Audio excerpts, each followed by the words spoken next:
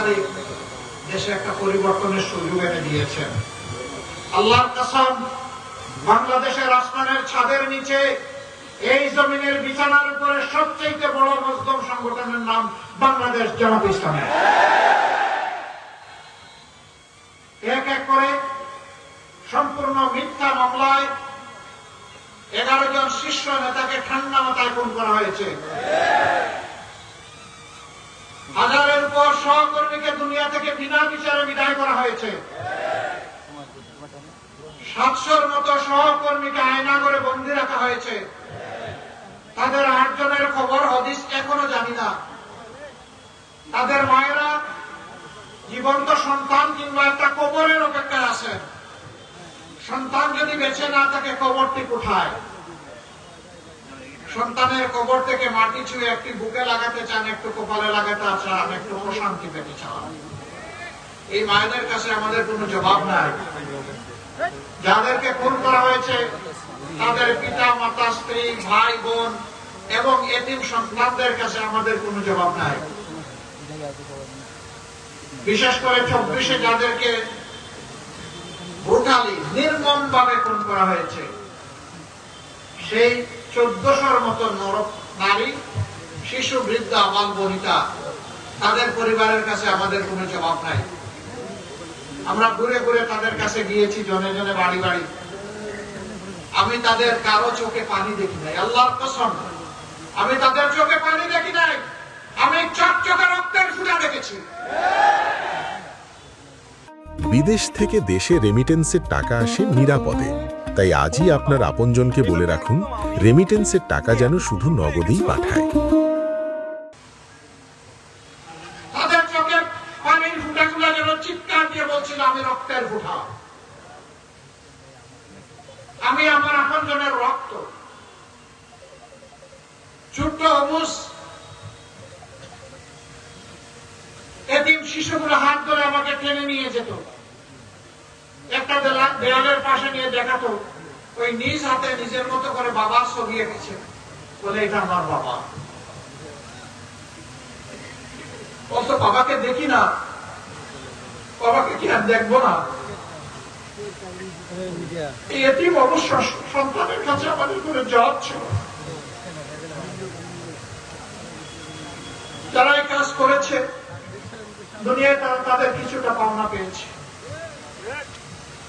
বাকি পাওনা দুনিয়া পেতেও পারে, নাও পেতে পারে, কিন্তু আদালতে আখিরাত এটাকে কেউ ফাঁকি দিতে পারবেন না। ফামান ইয়ামাল মিসকালা যাররাতিন খাইরান ইয়ারা ওয়া মান ইয়ামাল মিসকালা যাররাতিন শাররান ইয়ারা। ভালো মন্দ তিল পরিমাণ আমল নিয়ে সবাইকে হাজির আসে দিন দিতে হবে। এই সকল আমল, নেক হোক আর বদ হোক, তার পাওনা সেদিন আল্লাহ সব দিয়ে দেবেন। আল্লাহ বলছেন, আমার হাতেই দিব, অন্য কারো হাতে না। উই বিলিভ, উই কনসিভ, বিশ্বাস করি, দৃঢ়ভাবে বিশ্বাস করি, সেদিন যারা মানুষের জীবন সম্পদ আর ইজ্জত নিয়ে খেলেছে তারা তাদের পাওনা পেয়ে যাবে ইনশাআল্লাহ। তবে আমরা দেশকে, মানুষকে ভালোবাসি, আমরা ওদের প্রতি আহ্বান জানাবো, খালেস দিলে আল্লাহর দরবারে তওবা করো। যাকে যেখানে কষ্ট দিয়েছো, যার হক নষ্ট করেছো, ক্ষমা চাও, হক ফেরত দাও। ওই মানুষগুলোর কাছে ক্ষমা চেয়ে নাও। হাসরের কঠিন দিনের মুখোমুখি হওয়ার আগে, বর্জকের মধ্যবর্তী স্থানের কঠিন সময়ের মুখোমুখি হওয়ার আগে, আমাদের এই ভাই বোনেরা যদি তারা মাপ চেয়ে নেয় আল্লাহর দরবারে, তারা যদি আল্লাহর পক্ষ থেকে ক্ষমা পেয়ে যায়, আমাদের কোনো আপত্তি আছে? আপনাদেরকে আল্লাহ যদি আপনাদের নেক আমলের কারণে জান্নাত দেন, ওখানে কি আপনাদের জায়গা কিছু কমে যাবে? কমবে না।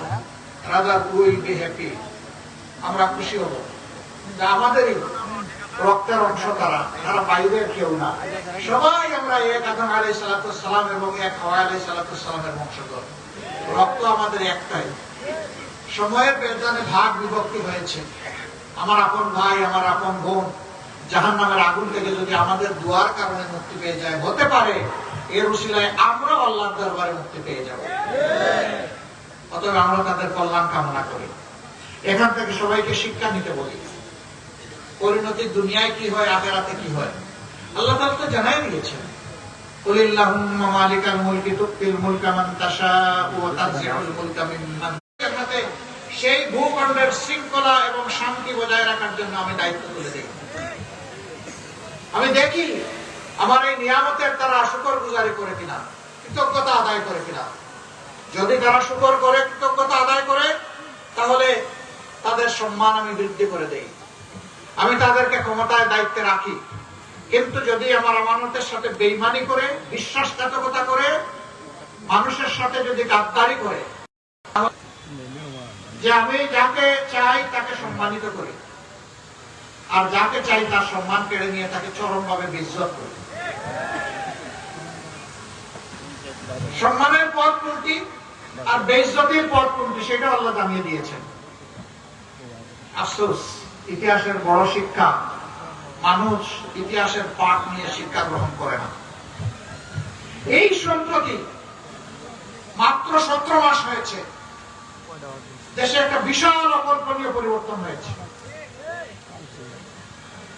এর আগে 15.5 বছর সবগুলা রাজনৈতিক প্রতিপক্ষ দল সেদিনের আমরা ছিলাম মজলুম। সবচেয়ে বড় মজলুম দমদার অফিস। আমি খুনের কথা বলেছি, আমাদের সবগুলো অফিস সারা বাংলাদেশে 13.5 বছর একটানা বন্ধ। আমাদের নিবন্ধন কেড়ে নেওয়া হয়েছে, প্রতীক নাই, শেষ পর্যন্ত বেদিশা হয়, আমরাও নাই, আমাদেরকে নিষিদ্ধ করে দিয়েছে।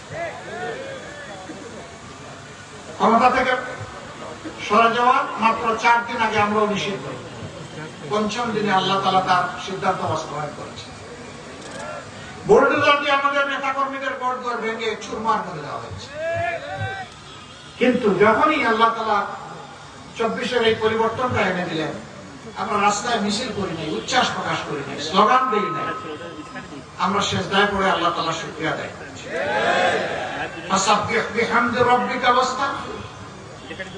তোমরা যখন আল্লাহর পক্ষ থেকে এরকম ভালো কিছু পাবা, তখন আল্লাহ তাআলার পবিত্রতা ঘোষণা করো, তাসবিহ করো, তোমরা হাম তার প্রকাশ করো, তার প্রশংসা করো।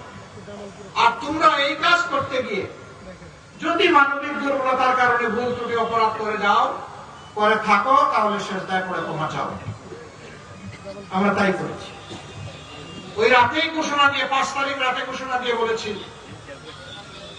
আমরা কারো উপর থেকে দলীয়ভাবে কোনো প্রতিশোধ গ্রহণ করব না।